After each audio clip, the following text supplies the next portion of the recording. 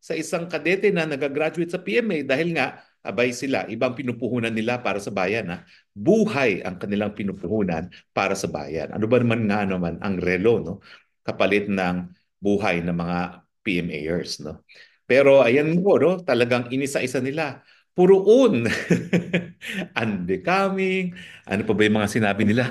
Ang daming mga un. Sabi nila, nako, puro un kayo. Well, anyway, ang sagot naman ni Inday Sara Duterte, kasi hindi ako gaya ninyo. Hindi siya trapo, no? Siya talaga, kapag nakipag-away, makikipag-away siya, no?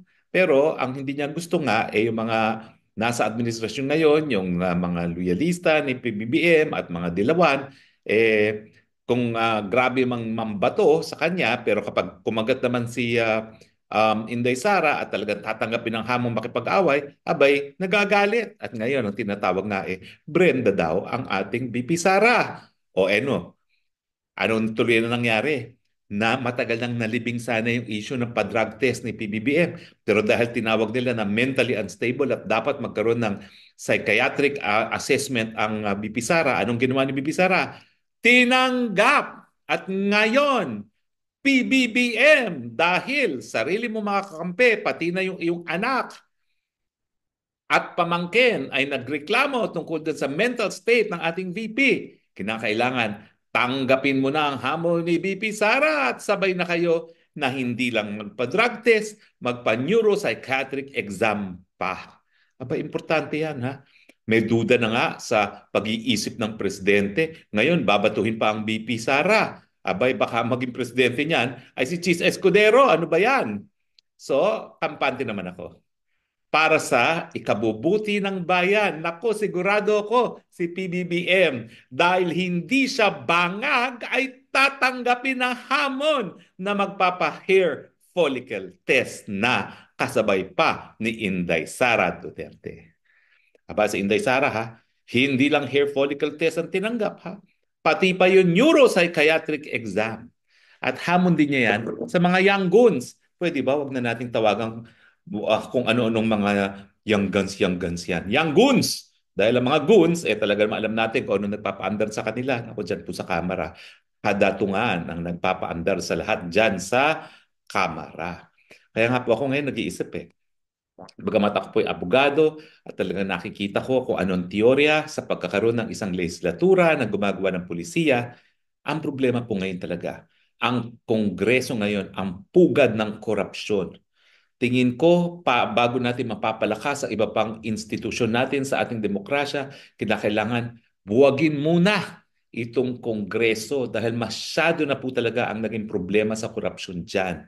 Mantakin nyo from 5% sa kalye, 10% na SOP. Ngayon, nagiging kalahati na napupunta sa bulsa ng mga congressman at senatongs. Paano naman magpapatuloy yan? No? Kaya tuloy, napakamakapangyarihan ngayon ng mga senatong at congressman, lalo na pag budget season. Kasi alam nila na kapag hindi ibibigay ang gusto nila, talagang ipapakontempt ang mga opisyales ng iba't ibang ahensya ng gobyerno. Pero alam mo, isa dun sa hinangaan ko sa sinabi ni Bibi Sara ngayon, siya talaga ay hindi nagwawala, kundi talaga ballistic na kasi pati yung mga tao niya, tinitira. Aba, they should pick on someone their size. Kung gusto nilang mititirahin, ando naman si Mday Sara, humaharap. O, nakikipaghamunan, gusto niya ng laban, eto ko, makipaglaban kayo. Kaso, ginagawa ng mga duwag dyan, imbis na makipaglaban frontal kay Inday Sara, abay, dinadawit ang mga tauhan ni Inday Sara. At yun naman talaga ang kahinaan ni Inday Sara, na ayaw niya na binabaling ang kanilang mga banat kay BP sa mga tauhan niya. Kaya nga hindi niya maintindihan Kaya nga siya nagpunta na sa Kongreso na doon sa budget hearing para sagutin sila ng lahat ng pula, ibato na ng ibato. Binato naman lahat. Wala naman nag-sensor sa mga maaasim at maanghang na mga pula kay BP Sara. Pero bakit pati mga tao niya gusto pa nilang saktan, no? At yan ang tunay na leader kasi talagang pinangangalagaan niya yung mga tao niya. Naalala niyo doon sa mga hearing sa Kongreso, siya lang mag-isang umapirdo dahil ayaw nga niya na idamay pa ang mga tao niya. Pero hindi. Siguro alam din ng mga senatong na yan, ng mga congressman na yan, na ang weak spot ni VP Sara ay kapag babanatan yung mga tao niya. No? Kaya binanatan pa rin ng mga tao niya. No? Naku, nakita ko kung paano nila lapastanganin yung USEC niya na si POA. Tapos yung dati niyang spokesperson din, no? Nakalimutan ko lang yung pangalan, no? Yung kaklase niya sa San Sebastian, no? Pero yan po ang leader. Hindi nang iiwan ng tao, no? Kung hindi, siya pa nang aako na ako ang birhen niyo, wag ang tao, mga tao ko. Pero duwag eh. Duwag yung mga nasa Good Government Committee, yung mga nasa Budget Committee, humarap naman si VP Sara, pero tikom ang mga bibig. Di ba? Well, anyway, so yan po ang hamon ha. Maraming salamat. Naku, maraming salamat sa mga pumula kay BP Sara. Nakalimutan na ng tao yung polboronic video at yung panawagan na mag-drug test, hair follicle test. Dahil sa inyo, mga young goons at kung sino-sino pa, bumalik ang diskurso sa magpa-drug test na tayo ngayon. Dahil habang inaakusan nyo ng mental instability ang Inday Sara, ang drug addiction po ay isang serious mental condition. Mas matindi po yan dahil talagang ang drug addiction ay sakit. Kung ang Vice President ay hinikayat nyo na magpa-neuropsychiatric exam, bakit hindi natin unahin ng Presidente? Ang Presidente ngayon ang nagpapatakbo ng gobyerno. Hindi ba? Bakit natin pupuntirahin ang spare tire? Nandyan pa ang Presidente. Unless aminado sila na talagang baka nga magpapalit as President si BP Sara dahil alam nila na mayroong karamdaman ng BP ang ating PBBM. Dahil nga ang drug addiction na isang serious medical condition. Sang-ayon po yan sa American Medical Association. O, di ba? Maraming salamat dahil balik ang diskurso sa tamang diskurso. Bangag ka ba? Hindi namin sinasabi na bangag ka na nga. Pero kinakailangan sagutin at ang pinakamabuting sagot ay ang hair follicle test. O, dating kakalimutan ha. Hindi po tayo makakaiwas sa problema ng bayan na kahirapan kung wala sa tamang pag-iisip ang presidente. Hindi po tayo magkakaroon ng mas maraming trabaho at mas mataas na sweldo kung ang mga dayuhang namumuhunan ayaw pumasok sa Pilipinas dahil inaaway natin sila. At ang gusto nga natin ay magkakaroon ng pera at sa panig ng bansa na pinakamalaki ang pinamumuhunan sa iba't ibang bansa na mga karatig bansa natin. Ang sa akin po, bakit ba hinihiwalay kasi larangan ng foreign policy at ng economic policy? Hindi ba dapat ang foreign policy in harmony with our economic goals?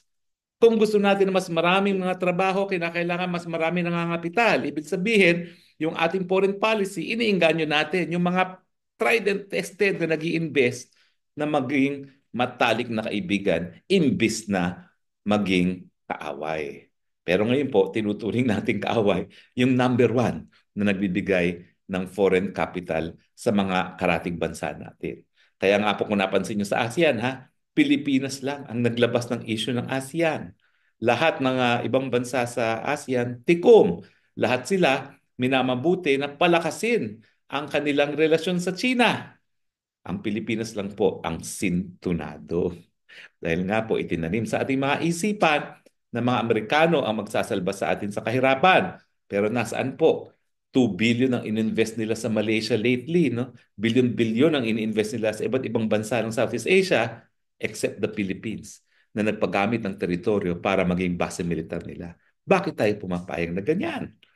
Ewan ko nga po. Kaya nga po, ang sabi ni Inday Sara, drug testing ang solusyon. Dahil sa tingin ko naman, kung nasa tamang pag-iisip ang mga liderato natin, alam ang gagawin.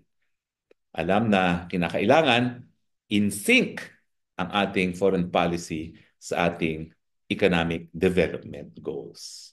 In any case, ngayong pangalawang beses na bumanat ang Inday Sara, no? Siguro naman talagang yung kanyang pagbanat ay pagtanggap na dun sa hamon na maging leader ng oposisyon. Pero kinakailangan, sabihin pa rin yan ni Inday Sara. Hindi po pwedeng let's take it for granted at implied lamang. No? Kinakailangan sabihin niya, tinatanggap ko ngayon na ako na ang leader ng oposisyon at dahil ako ay leader ng oposisyon, heto ang aking plataforma de gobyerno. Unang-una, yung solusyon sa problema ng pagkagutom at kahirapan ng ating mga kababayan. Alam niyo, maraming pagsubok. Pero million Pilipinos naman tayo. Sa tingin ko, may isa na at dalawa o tatlo, apat na mayroong solusyon naman dyan.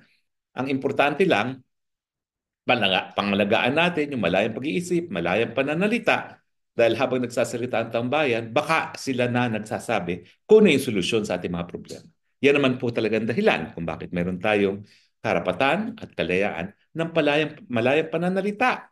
Kasi nga, kinakailangan natin malaman ang katotohanan dahil ang katotohanan ang magbibigay solusyon sa ating mga pang-araw-araw na problema. So muli siguro, by way of conclusion, salamat po sa mga pumula kay Inday Sara dahil sa inyong mga pula na ibalik ang ating pag-iisip at ang ating atensyon sa tamang diskurso, drug test para sa lahat ng mga kawani ng gobyerno. Agree or disagree? Well, komento lang po kayo ha. Di ko man mabasa, ay mababasa naman natin lahat yan sa comment section. Maraming salamat po sa inyong patuloy na pagtangkilik ha. At sa muli nating pagkikita, ito po inyong spokesang bayan nagsasabi, I love you, Philippines!